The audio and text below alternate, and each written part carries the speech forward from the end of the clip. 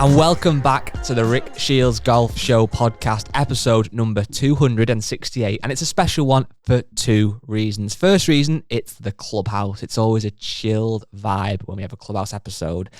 And second reason that it's a special one, or we may say a different one, or even a sad one, is that Rick Shiels is still on holiday. Boo. Boo. He's always on holiday. Exactly. We're here grinding, putting the hours in, doing these podcasts. And Rick is, which we can now say because he announced it, swanning around St Andrews in, did you see his Instagram story last night? Yeah. I did. Of his incredible house up at, what's the hotel called? It's gone. Fairmont. Which in itself is an amazing hotel. But Rick, as Rick does, hasn't just gone for a normal room. He's not gone for a junior suite or even a presidential suite. He has been, I don't know if he's been given it or paid for it, who knows, but he is in what looks like an incredible house for the week. He's doing some work as well. The King's Suite. The King's Suite, which is fit for Rick. He'll like that. And he is going to be doing some work up at the Women's Open, which obviously at St Andrews, so he is working as well, so it's not all fun and games, but I'm sure he'll have a great time. So yeah, it's us again. It's me, obviously, Guy. It is Matt, and it is Ed. And guys, I just want to give you a huge congratulations because the feedback from the last podcast, which was the first one of this potential 4 without Rick, went down well. It did, yeah. I was pleasantly surprised. Did you look at the comments anywhere? I don't know where to find on Facebook. No, there was a few on the Facebook group. There was a few actually on the video. So the video podcast, when it released in the end, Matt put it together with some like kind of just drone footage over the top.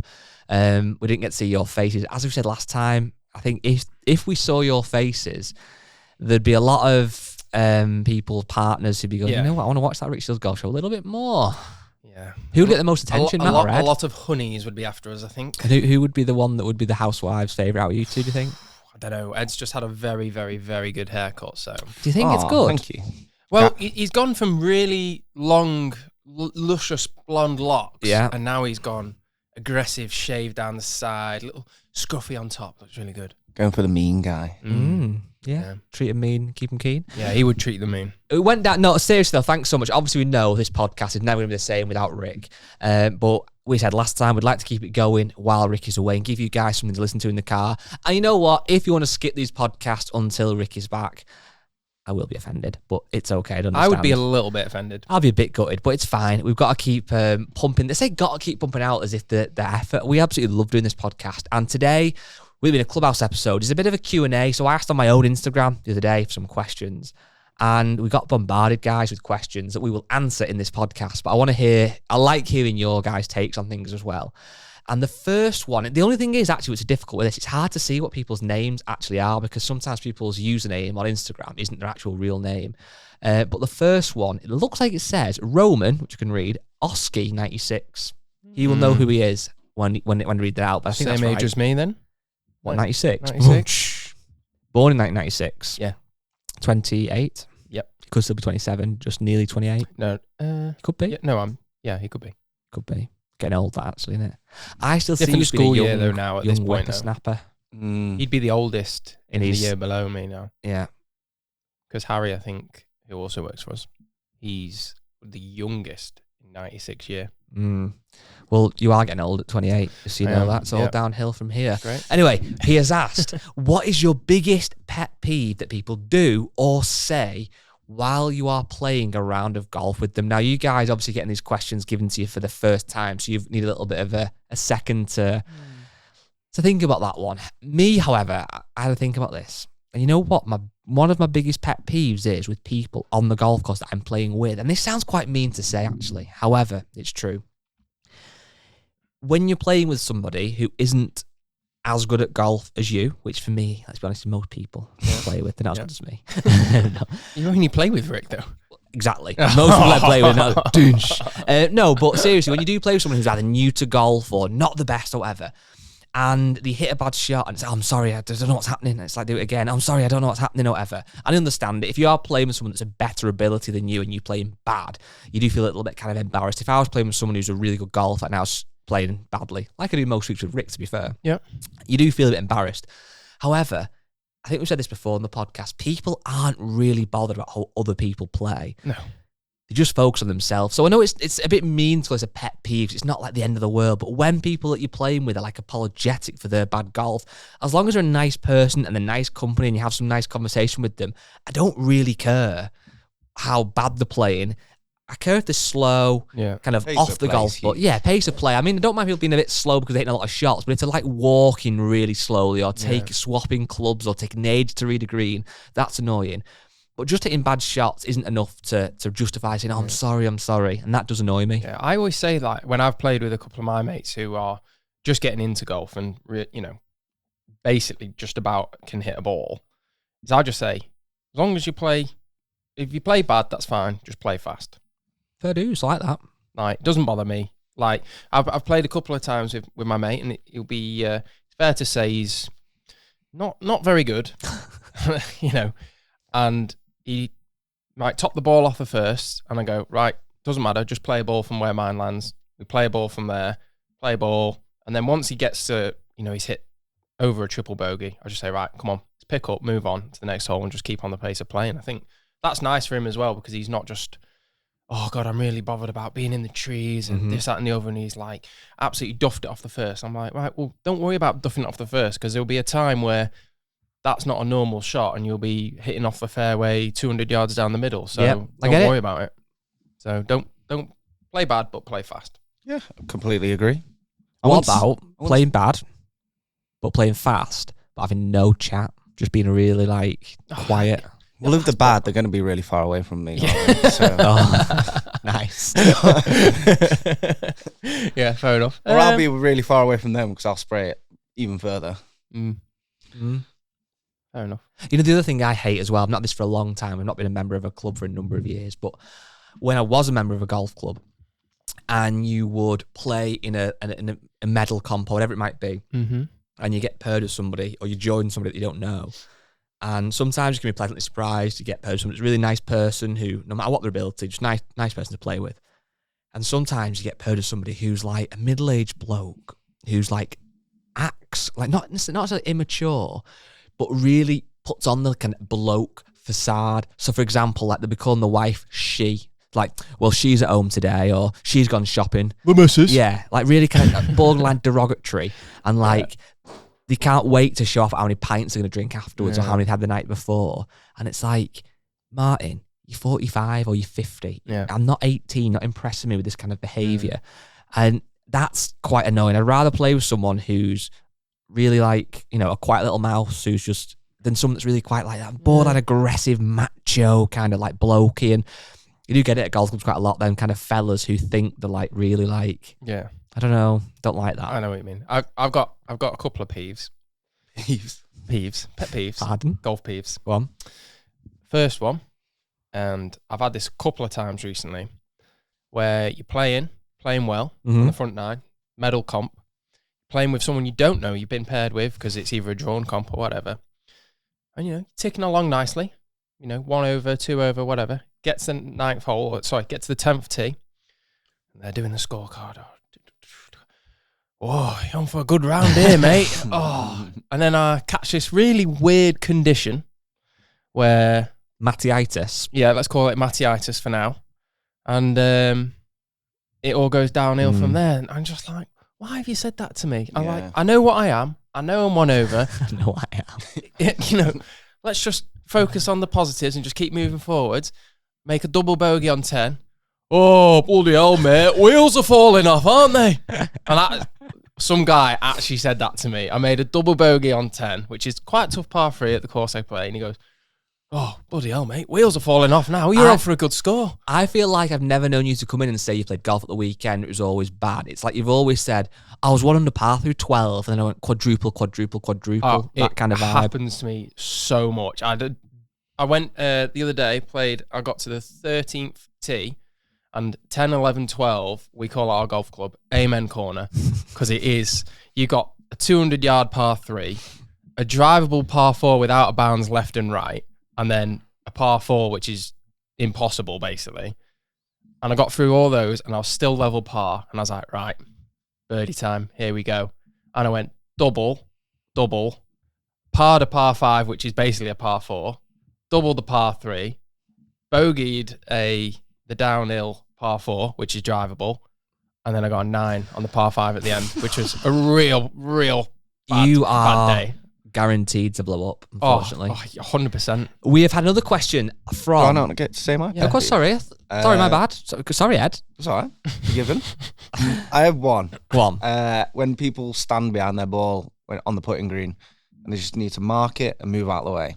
If they move out of the way, it's fine. It's not in my head. But when they've got like a short putt and they're stood behind the ball, directly behind it, just gets in my head when I'm putting. Well, when they've marked the ball. They've marked it, they've stood, and then they've just stood directly behind right, their instead of like ball. moving back away from it. Okay. Yeah. Why does that annoy you? I don't know, because they're right there. Yeah. They're in the eye line. Yeah, I get that. That's the only one. Anything else? I got one more Go as on, well. then. And this usually happens if you've been playing well. Which you do a lot. Oh, yeah, all the time for 9 holes.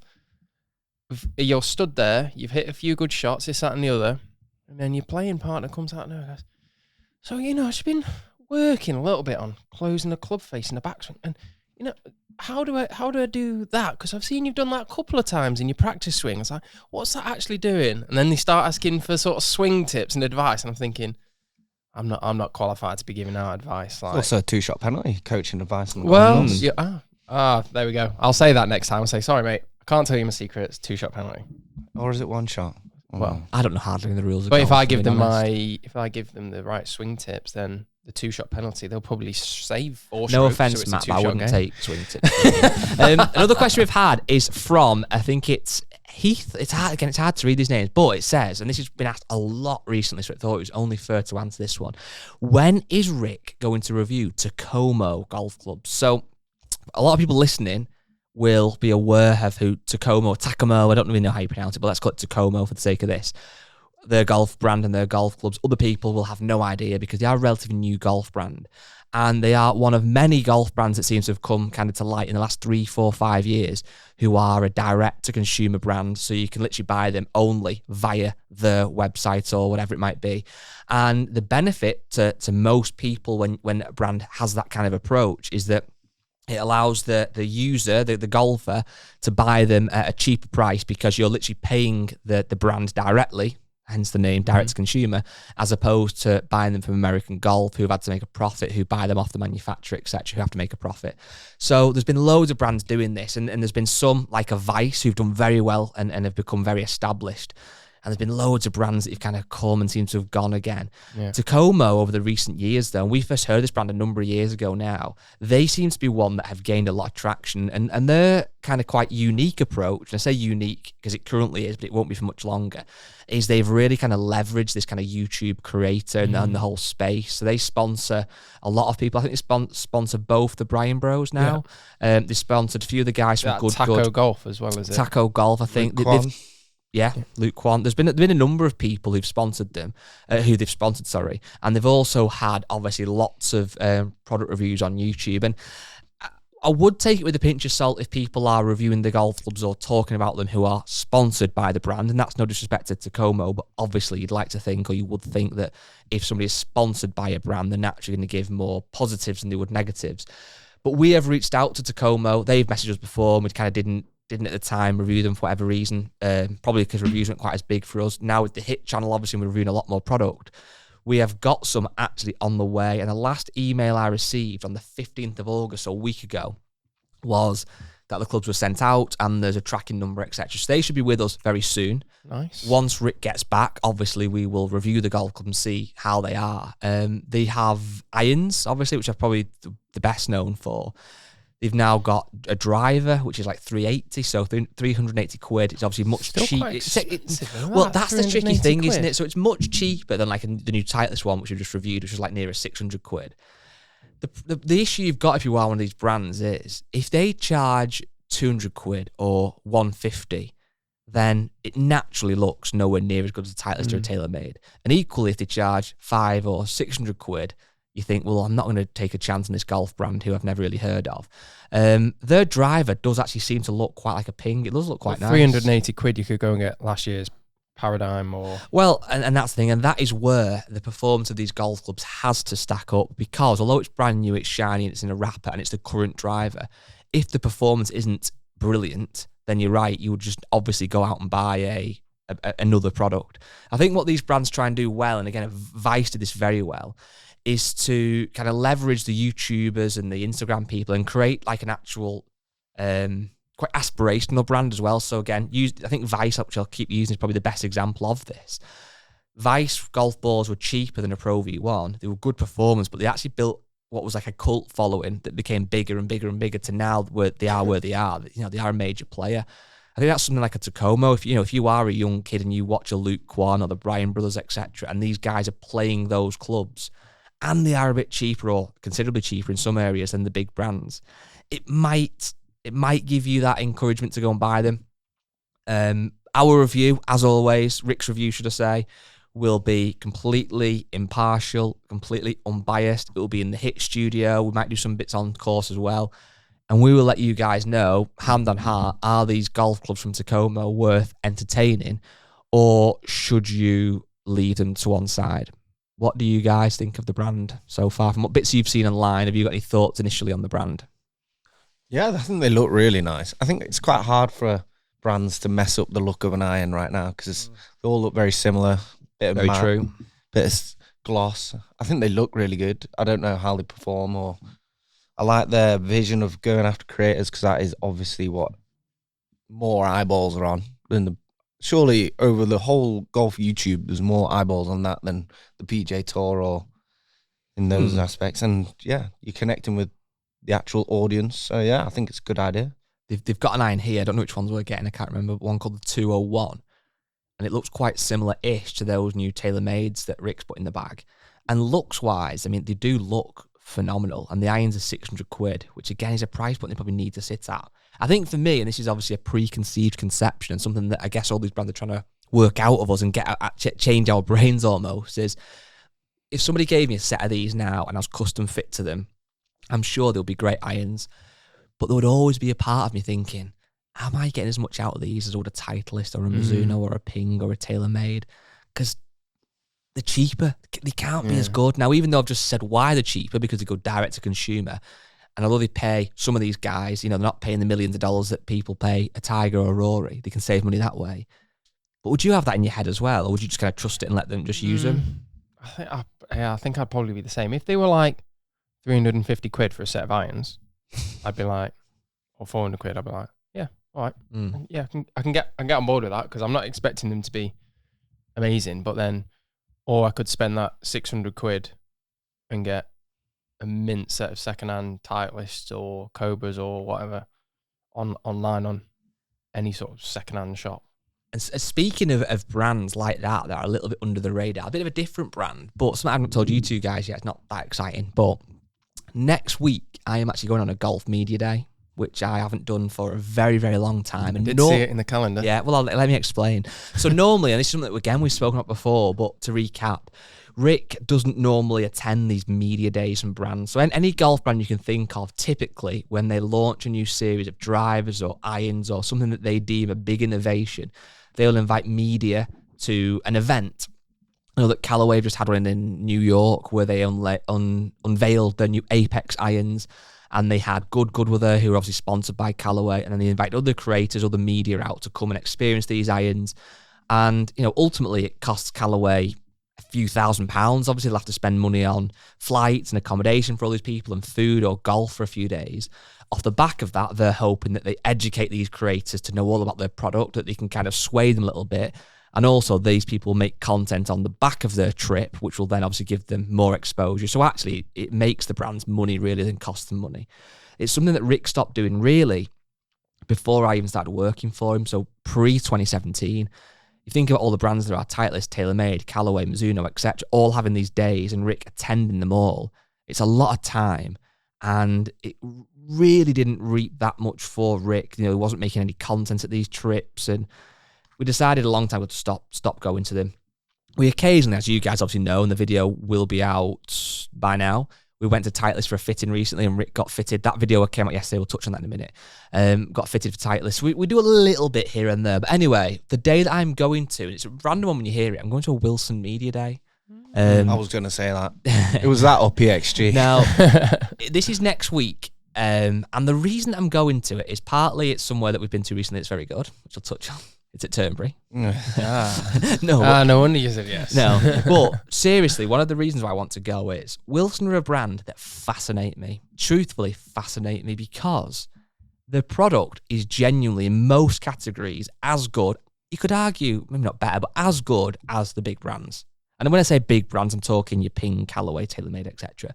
The irons, which Rick's used obviously many times, are phenomenal. The forged irons are phenomenal. The more forgiving irons are really good. And again, they would rival anything in that kind of category. The putters, they have some really nice kind of milled putters that look awesome. The golf balls are very good. Drivers have got better. They've had a few years of good, a few years of bad. As an entry-level brand, they're fantastic. The forgiving stuff's great. But even so, as you know, the staff range, it's good stuff.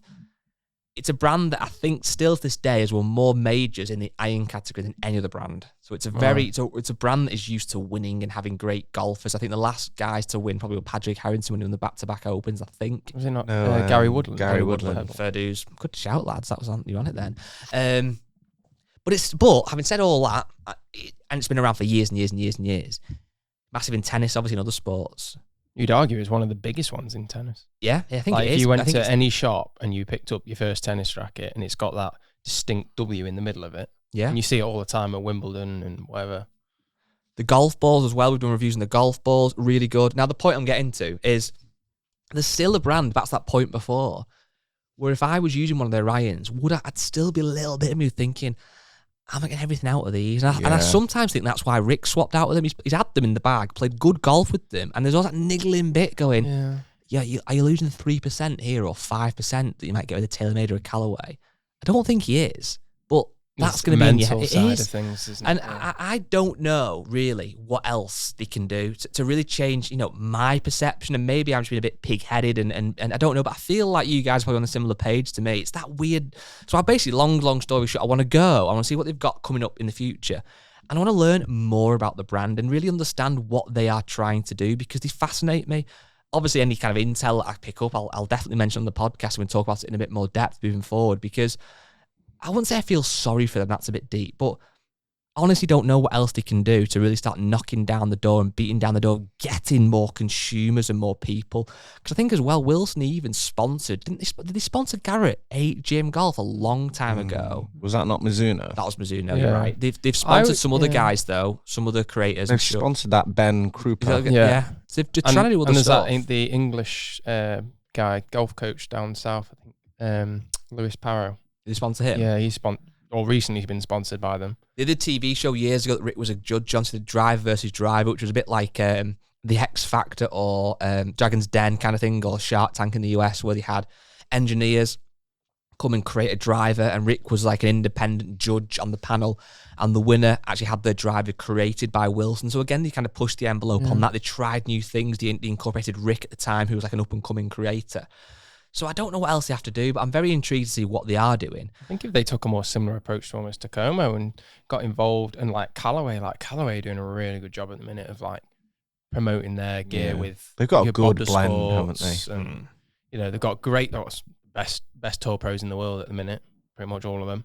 And then you've got guys that all the good use them. Bob Does Sports use them, so you've got those like relatable golfers as well that are getting involved in it, because I think Bob Does Sports use all those like the thicker irons and stuff like that that they've got most consumers would be buying rather than Apex Pros or whatever that Xander and stuff will be using. But no, I think Wilson doing something like that and going down that route would be maybe better for them. I don't know. Who knows? Maybe they've got things up their sleeve, so I will find out. And I think they've got nice irons though. They're great. All the stuff is good. Genuinely, all the stuff is good. But there's just that thing that they're just not. And that, again, obviously, I saw it with Nike, which I've said many, many times before. They were a similar brand. That Nike was so well known, obviously, across the world in every sport you can think of. And the golf clubs were good. In some areas, they probably weren't as good as the competitors. The drivers were nowhere near as long as a TaylorMade or Ping or whatever. The irons were spot on. They had some of the best athletes in the world, i.e. Tiger and Rory at the time, using the clubs. And they still struggled to kind of really get into the market and become a credible hardware brand. And it just shows that people have perceptions that are built over a long time. I wonder if, as well, what might play into it and whether it's something they might be doing already. That's why they're doing to inviting you to this media day is more like an actual rebrand, because I think what Wilson have done well in the past is, within tennis and other sports, is they are probably the number one brand, I'd argue, that provide equipment and sporting gear from grassroots through to the professional levels. So you go into your Sports Directs or, I don't know what sports shops you have in America, but you have those shops and your beginner's gear. I knew I didn't know that. Not because he likes America, because he likes something else.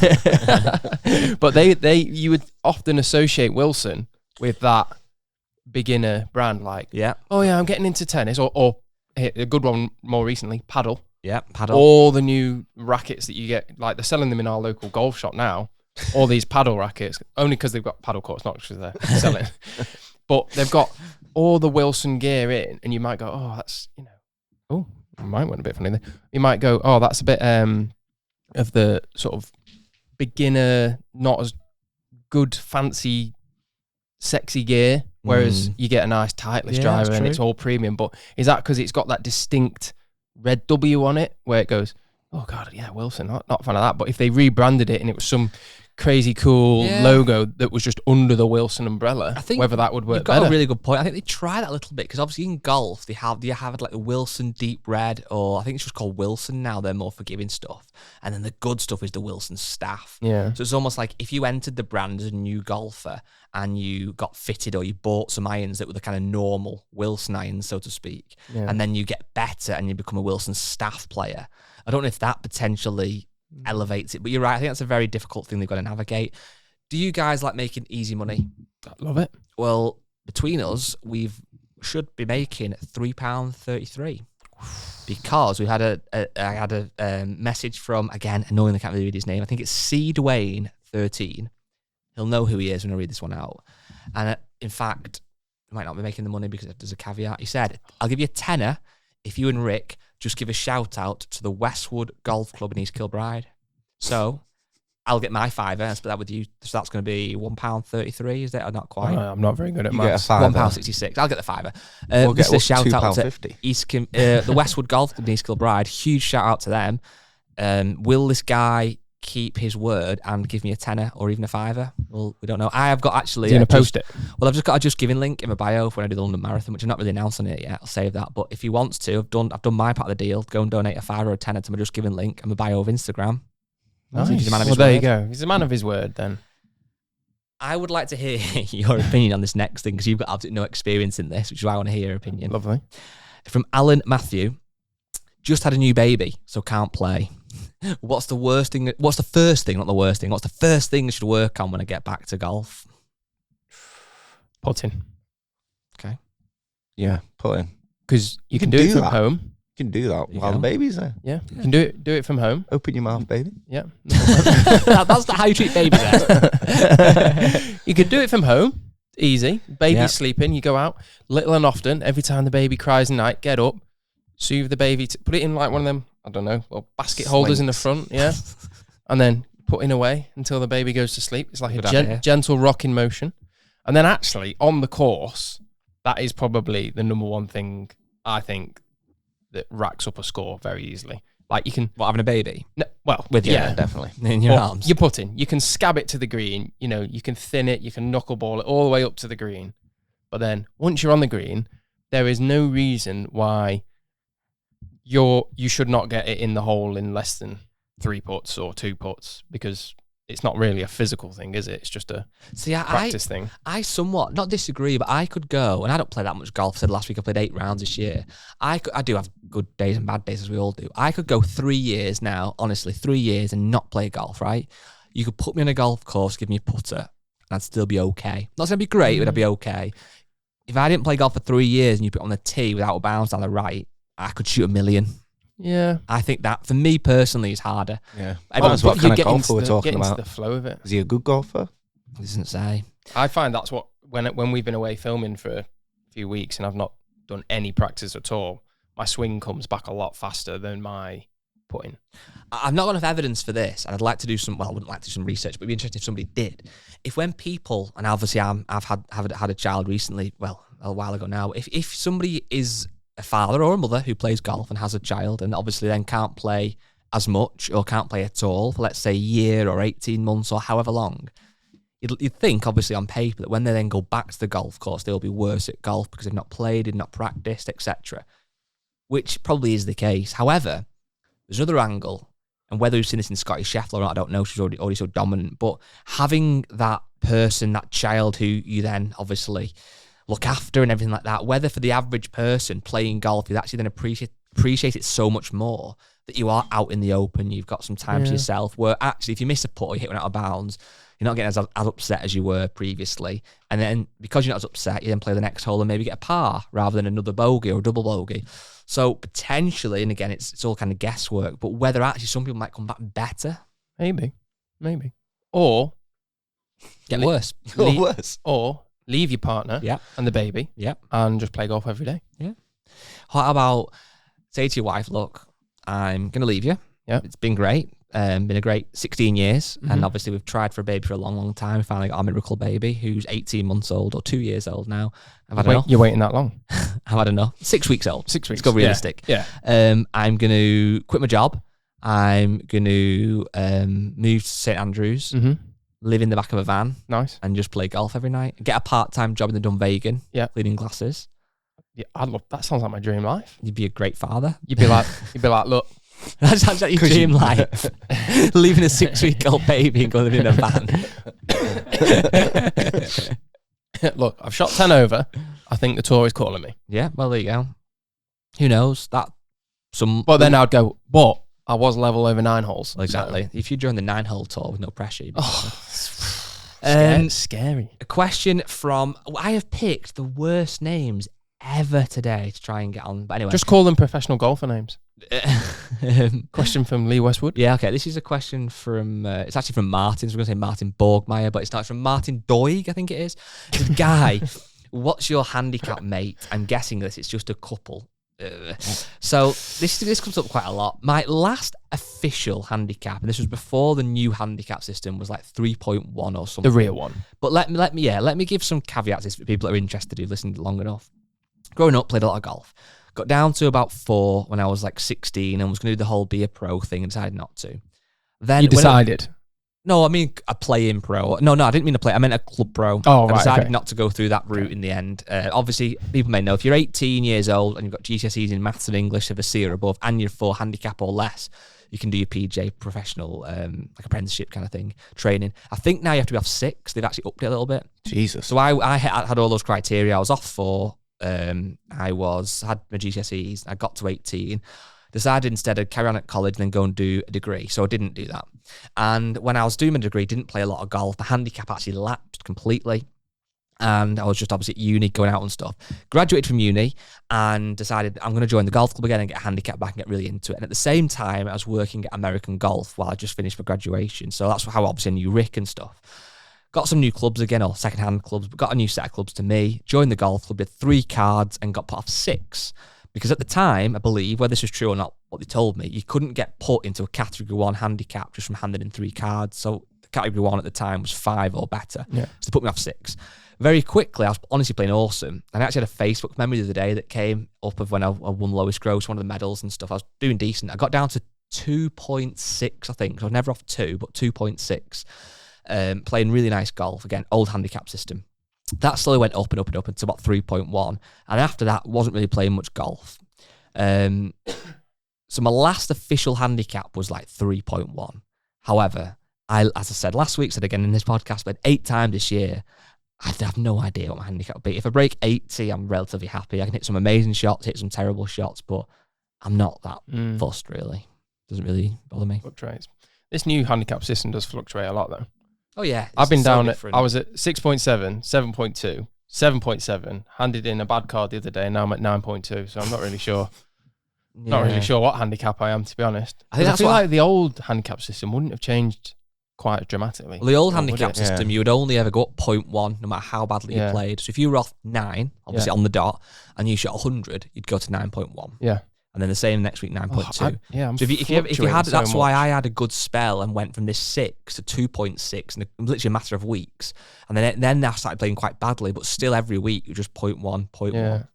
So the pros and cons were, if you had, say you got into golf, you started playing loads, got your handicap down to 14 quite quickly, and you were quite naturally talented, but then actually had an injury or started playing really badly, it would take so long to go from 14 to 16, 20 rounds of bad golf. People who wanted to play club competitions and be competitive were like, I can't play to my handicap. Yeah. So it's almost unfair. I've played well now, I've had an injury or whatever, and I can't play as well. Whereas now, obviously, it's much more reflective of your actual golf, I suppose. But I think as well, because what it does, it takes your best 8 out of 20 rounds.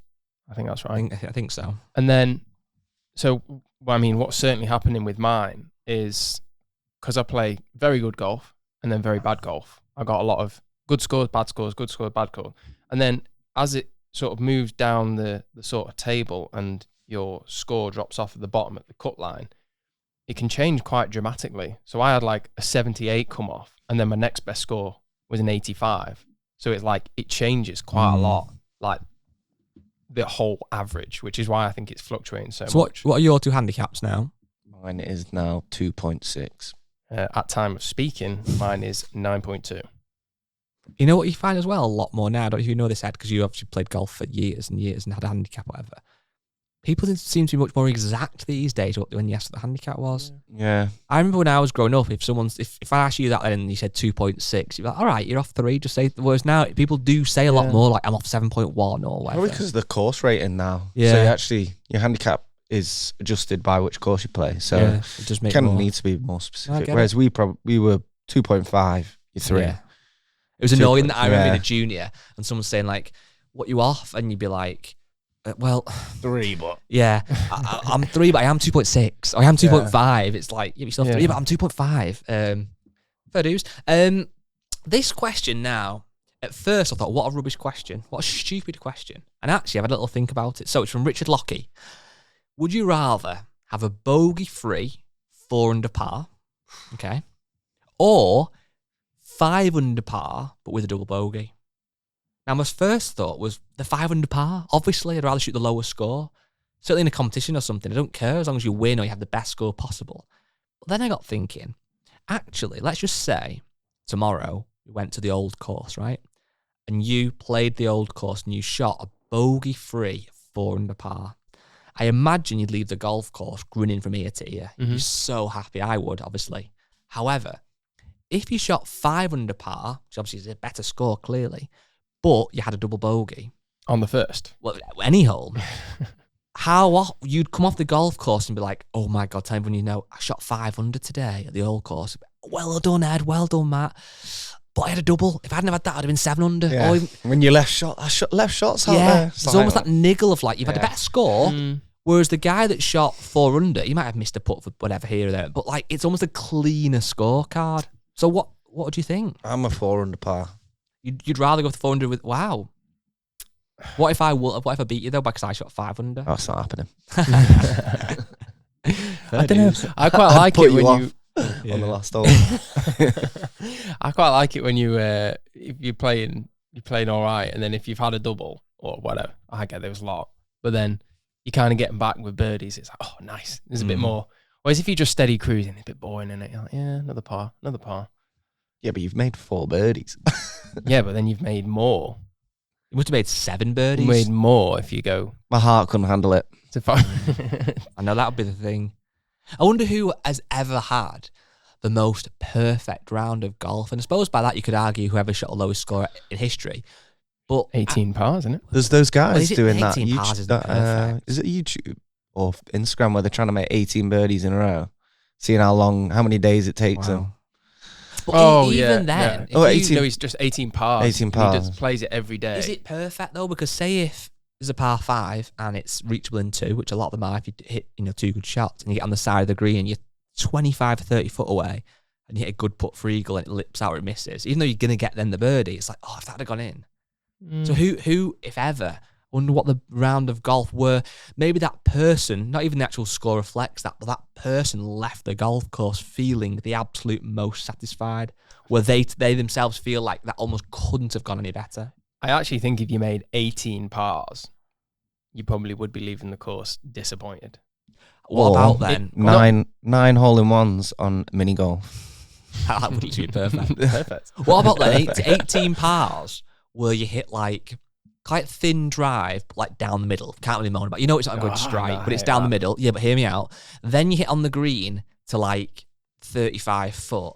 You put it within the dustbin lid. It's never got a chance of going in, but it goes in the dustbin lid and you tap in your par. And that's the way you do every single hole. So there's nothing to write home about, but nothing where you really think, oh, that should have done that. I'd rather shoot 15 over, but strike the ball amazing. Would you? Yeah. No.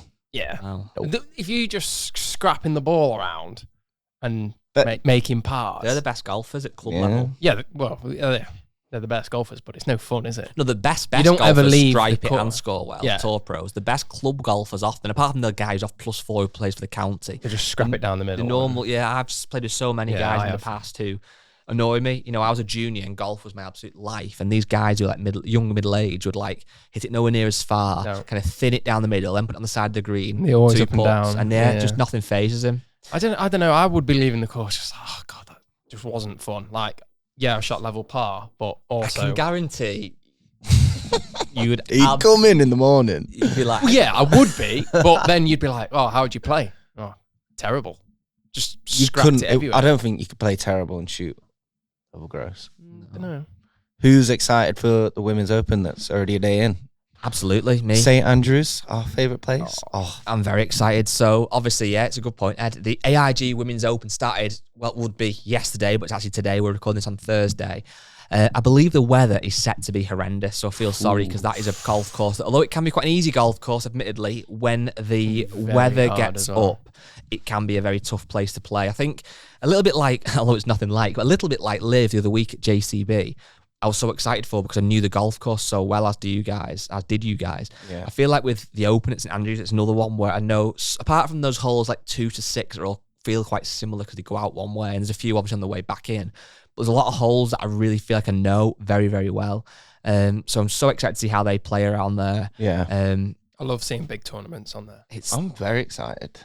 I think when the majors are over, obviously this is not a men-women thing, but I think I could get into women's golf. Yeah. I think massively. I think it's think just a more standard play and it's clean. I think with the women's game, I think there's no disrespect to women's game. I have watched women's tournaments before and thoroughly enjoyed them. I think any standard of golf, men, women, whatever it might be, if you're watching the final day of a major championship and there's a few people in contention, you're going on the last few holes, you get drawn in, and I've done that many times before. I think as a golf fan, you know, and again, I've said many times, we don't watch loads and loads of golf, or as much as we like or probably should, but most weeks you've got obviously PGA Tour, DP World Tour, then you throw in the odd live event, then you throw in obviously the LPGA Tour, the LET Tour. There's so much golf to watch, to Ed's point. You almost can't keep your eye on all of them. And naturally, and whether this is right, wrong, or indifferent, our attention naturally gravitates more towards the men's game. But you're right, when like an event like this, which is the Women's Open, you know, AIG Women's Open at the home of golf, I bet there'll be amazing crowds there. Obviously, it's televised, so I can't wait to get stuck into watching a lot of that. I think it will be one that I think will be the last day in particular with that 17th and the iconic road hole. Hopefully it goes right down to the wire and it should make for amazing viewing. Very excited. I saw a couple of videos this morning of Nelly Corder chipping off the where the road hole is. Actually on the road. Off, the side. yeah, off the road, which is pretty cool. Come on, Charlie Hull. Charlie Hall. Oh, I'd well, love we for it were to at the video going out tonight. Yes, need to touch To on talk that, about absolutely. that. We were there, and a certain Charlie Hull was also there. We didn't get to film with her, but we were speaking to the manager of the said golf course afterwards, and he was saying that she went out in 31 off the same tees that you and Rick were playing off. These girls, honestly, and it goes without saying, but they're so incredibly impressive. And we've obviously been lucky enough now to film with some of these women and see them up close and personal of how well they play golf. And you know, you sometimes, and thankfully it's very, very rare, but you get these idiots. I think they do it for a laugh. They comment on like a YouTube video that they or on Instagram or Twitter that they could beat these women because they play off 4 or whatever at a No local chance. club. No It's chance. honestly, it's a different level. No. They are absolutely dialed in. And Charlie Hull hits it so far. Yeah. Like when we filmed with her at Walton Heath. Walton Heath, yeah. Oh, literally, absolutely smokes it. So good to watch. And then I think there's been a few clips of her recently about, you know, how she plays golf. Like, she's so aggressive, just goes straight at the pin, straight over the bunkers. And I saw the quote from her recently. It was like, oh yeah, there's no point in playing boring golf because I know I'm good enough to get out of any bad situation, which she is. Fair dues. No, I'm very excited. Very excited for that. A couple more things then. I have one more question before we jump on to the couple of videos that are coming out last couple of days and today, because we've got some biggies. This is from Josh E. Lloyd. That's not Joshy with a Y, Josh E. Lloyd. How does Guy keep in high spirits when playing poorly? I think a number of reasons. Firstly, and most importantly, I'm not playing golf for a job. So those people out on tour, and certainly the mini tours, or the people that are playing golf literally to put food on the table and pay the mortgage, that is the people that should be, maybe not should be, but understandably get down when they're playing badly because it means so much. That can't be fun. No, exactly. Like, for me, it's literally a hobby, and obviously I'm very fortunate I get to play with Rick at some amazing golf courses on camera. Certainly as well, nobody wants to watch somebody sulking around a golf course. I understand, I'm so lucky to do what I do, and many people watching the videos have, jobs that are tough, that are hard, that might be manual labour or very stressed, very intense, etc. The last thing they want to do really is watch somebody. I suppose people don't mind if we play badly because it can be quite funny, but play badly and then sulk. So I try and keep in high spirits and I enjoy it. Like, I'd obviously rather not play bad, but it doesn't really bother me that much. No. Like, so, I'm not a pro. That's it for everybody though. Just like, it's when people, again, if someone lets you play through, or someone's watching you hit a tee shot and you hit a bad shot, unless you've walked up to the tee going, I'm the best golfer on the planet, watch this, and then it's a bad one, which I sometimes do. But no one's bothered. Do this. Yeah. But no one's bothered, are they? It's all fun. So anyway, video went live last night. And you're surrounded by the banter squad. Banter squad, the guys behind the camera bring the vibe, so it's very, very enjoyable. So last night's video, which hopefully many of you have seen already, if you've not, honestly, I can't recommend this video highly enough. Last night on the Hit channel, the video went live of Rick getting his driver custom fitting at Titleist down at Woburn. And it's about 45 minutes long, give or take. It's actually 43 minutes and 1 second, but I thought if I said that sounds a bit too nerdy, but it's 43 and 1 second. Yeah. It's Rick getting fitted for his driver. The driver that he was going to get sent by Titleist for the review. And it's very kind of raw. It's very uncut, very kind of fly on the wall. And if you watch any of the videos with Rick getting lessons off Brad Faxon, Claude Harmon, etc., it's like that, or the Dan Greaves one. It's like that. It's very like you're just there. It's not super fast paced, and hopefully it shows you a number of things. Firstly, how Rick hit it on the day, but secondly, how the fitter went about his fitting, the conversations they had, the questions he asked. It was a guy called John, who's the master fitter down there with Titleist. John Bean, Mr. Bean. Mr. Bean. He's never heard that before, I guess, has he? And, let's be real now. These fittings cost normally £500 before you even buy a golf club. So you would like to think, and I think we can agree, the fitting that Rick got was very, very good. Very knowledgeable guy who works for that brand, who knows it probably better than anybody on the planet, or, a handful of people know it more than him.